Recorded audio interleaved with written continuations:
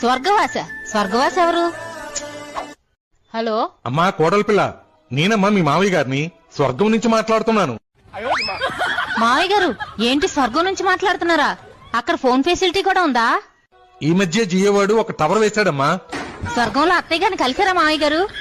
అత్తకు మించిన అందగత్తెలు ఉన్నారమ్మా. ఇప్పుడు అత్తెందుకమ్మా? అంత అందగత్తులుంటే వాళ్ళతో డాన్స్ వేసుకోకుండా నాకెందుకు ఫోన్ చేశారు మావయ్య గారు? మన ఎదురింటి శంకర్రావు గారు లేడు? వాళ్ళ ఎదురింటి ఆవిడ తన సినిమాకి వెళ్ళాడని వాళ్ళ ఆవిడ కొట్టి కొట్టి చంపేసింది కదా మావయ్య గారు. ఈ విషయం మీకు కూడా తెలుసు కదా? వాడు నా దగ్గర ₹1,00,000 అప్పుగా తీసుకున్నాడమ్మా. డబ్బులైతే ఇచ్చేసాలే, కానీ వాడు రాసిచ్చిన ప్రామిసరీ నోటు నేనివ్వడం మర్చిపోయాను.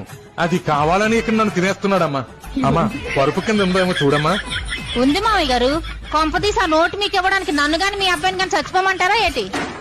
మన వెనకింటి దివాకరం కొనవూపురుతో కొట్టుమిట్టాడుతున్నాడమ్మా. తులసి నీళ్ళు కూడా పోసేస్తున్నారులే. నువ్వేదోలాగా ఆయన చేతులు పెట్టేసావనుకో, ఆయన మీదకి వచ్చినప్పుడు నా చేతులు పెట్టేస్తారులే.